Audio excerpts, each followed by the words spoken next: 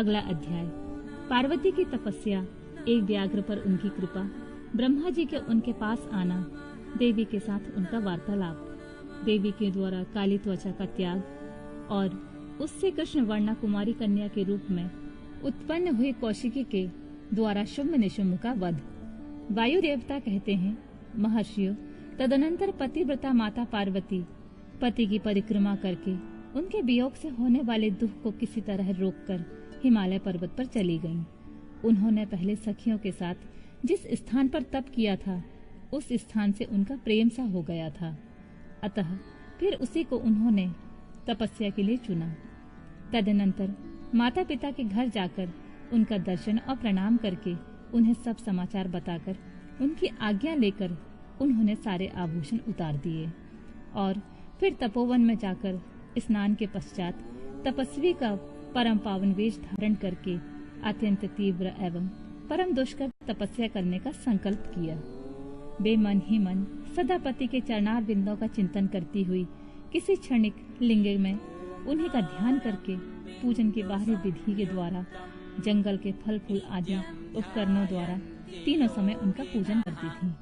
भगवान शंकर ही ब्रह्मा का रूप धारण करके मेरी तपस्या का फल मुझे देंगे, ऐसा मन में विश्वास रखकर वे प्रतिदिन तपस्या में लगी रहती थीं।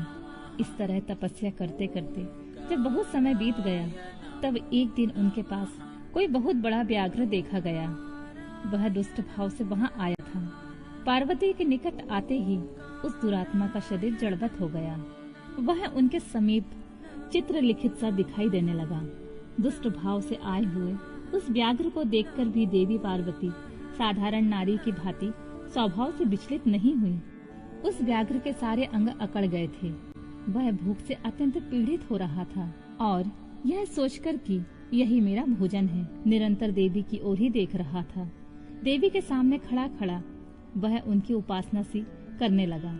इधर देवी के हृदय में सदा यही भाव आता था कि यह व्याघ्र मेरा ही उपासक है, दुष्ट वन पशुओं से मेरी रक्षा करने वाला है। यह सोचकर वे उस पर कृपा करने लगी। उन्हीं की कृपा से उसके तीनों प्रकार के मल तत्काल नष्ट हो गए। फिर तो उस व्याघ्र को सहसा देवी का स्वरूप का बोध हुआ। उसकी भूख मिट गई और उसके अंगों की जड़ता भी दूर हो गई। उसके साथ ही उसे जन्म सिद्ध दुष्टता नष्ट हो गई और निरंतर तृप्ति बनी रहने लगी। उस समय उत्कृष्ट रूप से अपनी कृतार्थता का अनुभव करता हुआ वह तत्काल भक्त हो गया और उन परमेश्वरी की सेवा करने लगा। अब वह अन्य दुष्ट जंतुओं को खदेड़ता हुआ तपोवन में विचरने लगा।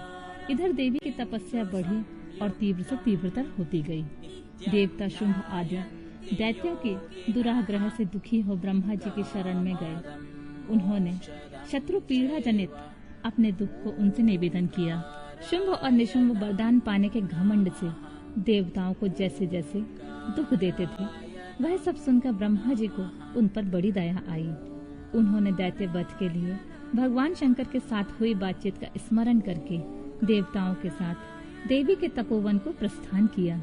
वहां सूर्यश्रेष्ठ ब्रह्मा ने उत्तम तप में परिनिष्ठित परमेश्वरी पार्वती को देखा। वे संपूर्ण जगत की प्रतिष्ठा से जान पड़ती थीं। अपने श्री हरि के तथा रुद्रदेव के भी जन्मदाता पिता महामहेश्वर की भार्या आर्या जगन माता गिरजा नंदिनी पार्वती जी को ब्रह्मा जी ने प्रणाम किया। देवगणों के साथ ब्रह्मा जी को आया देख देवी ने उनके योग अर्घ देकर स्वागत आदि द्वारा उनका सत्कार किया। बदले में उनका भी सत्कार और अभिनंदन करके ब्रह्मा जी ने अनजान की भांति देवी की तपस्या का कारण पूछने लगे। ब्रह्मा जी बोले, देवी, इस तीव्र तपस्या के द्वारा आप किस अभीष्ट मनोरथ की सिद्धि करना चाहती हैं? तपस्या के संपूर्ण फलों की सिद्धि तो आपके ही अधीन है, जो समस्त लोकों के स्वामी हैं। उन्हीं परमेश्वर को पति के रूप में पाकर आपने तपस्या का संपूर्ण फल प्राप्त कर लिया है, अथवा यह सारा ही क्रियाकलाप आपका लीला विलास है। परंतु आश्चर्य की बात तो यह है कि आप इतने दिनों से महादेव जी के विरह का कष्ट कैसे सह रही हैं? देवी ने कहा, ब्रह्मा, जब सृष्टि के आदि काल में महादेव जी से आपकी उत्पत्ति सुनी जाती है, तब समस्त प्रजाओं में प्रथम होने के कारण आप मेरे ज्येष्ठ पुत्र हैं। फिर जब प्रजा की वृद्धि के लिए आपके ललाट से भगवान शिव का प्रादुर्भाव हुआ, तब आप मेरे पति के पिता और मेरे ससुर होने के कारण गुरुजनों की कोटि में आ जाते हैं। और जब मैं सोचती हूँ कि स्वयं मेरे पिता गिरिराज हिमालय आपके पुत्र हैं, तब आप मेरे साक्षात पितामह लगते हैं, लोक पितामह। इस तरह आप लोक यात्रा के विधाता हैं। अंतःपुर में पति के साथ जो वृतांत घटित हुआ है, उसे मैं आपके सामने कैसे कह सकूंगी। अतः यहाँ बहुत कहने का क्या लाभ। मेरे शरीर में जो यह कालापन है, इसे सात्विक विधि से त्याग कर मैं गौरवर्णा होना चाहती हूँ। ब्रह्मा जी बोले, देवी, इतने ही प्रयोजन के लिए आपने ऐसा कठोर तप क्यों किया? क्या इसके लिए आपकी इच्छा मात्र ही पर्याप्त नहीं थी, अथवा यह आपकी ही एक लीला है? जगत माते, आपकी लीला भी लोकहित के लिए ही होती है। अतः आप इसके द्वारा मेरे एक अभीष्ट फल की सिद्धि कीजिए। निशुंभ और शुंभ नामक 2 दैत्य हैं, उनको मैंने वर दे रखा है। इसमें उनका घमंड बहुत ज्यादा बढ़ गया है और वे देवताओं को सता रहे हैं। उन दोनों को आपके ही हाथों मारे जाने का वरदान प्राप्त हुआ है। अतः अब विलंब करने से कोई लाभ नहीं। आप क्षण भर के लिए सुस्थिर हो जाइए। आपके द्वारा जो शक्ति रची या छोड़ी जाएगी, वही उन दोनों के लिए मृत्यु हो जाएगी। ब्रह्मा जी की इस प्रकार प्रार्थना करने पर गिरिराज कुमारी देवी पार्वती सहसा अपनी काली त्वचा के आवरण को उतारकर गौण वर्णा हो गई। त्वचा कोश काली त्वचा में आवरण रूप से त्यागी गई जो उनकी शक्ति थी, उसका नाम कौशिकी हुआ।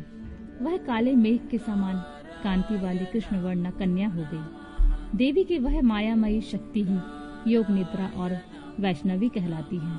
उसकी 8 बड़ी बड़ी भुजाएं थीं। उसमें उन हाथों में शंख, चक्र और त्रिशूल आदि आयुध धारण कर रखे थे। उन देवी के 3 रूप हैं, सौम्य, घोर और मिश्र। वह 3 नेत्रों से युक्त थी।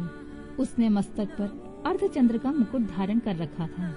उसे पुरुष का स्पर्श तथा रति का योग प्राप्त नहीं था और वह अत्यंत सुंदरी थी। देवी ने अपनी इस सनातन शक्ति को ब्रह्मा जी के हाथ में दे दिया। वही दैत्य प्रवर शुंभ और निशुंभ का वध करने वाली हुई। उस समय प्रसन्न हुए ब्रह्मा जी ने उस पराशक्ति को सवारी के लिए एक प्रबल सिंह प्रदान किया, जो उनके साथ ही आया हुआ था। उस देवी के रहने के लिए ब्रह्मा जी ने विंध्यागिरी पर वास स्थान दिया और वहां नाना प्रकार के उपचारों से उनका पूजन किया। विश्वकर्मा ब्रह्मा जी के द्वारा सम्मानित हुई वह शक्ति अपनी माता गौरी को और ब्रह्मा जी को क्रमशः प्रणाम करके अपने ही अंगों से उत्पन्न और अपने ही समान शक्तिशालिनी बहुसंख्यक शक्तियों को साथ ले दैत्यराज शुंभ निशुंभ को मारने के लिए उद्यत होकर विंध्य पर्वत को चली गई। उसने सम्रांगण में उन दोनों दैत्यराजों को मार गिराया। उस युद्ध का अन्यत्र वर्णन हो चुका है, इसलिए उसकी विस्तृत कथा यहाँ नहीं कही गई है। दूसरे स्थलों में उसकी ऊहा कर लेनी चाहिए। अब मैं प्रस्तुत प्रसंग का वर्णन करता हूँ।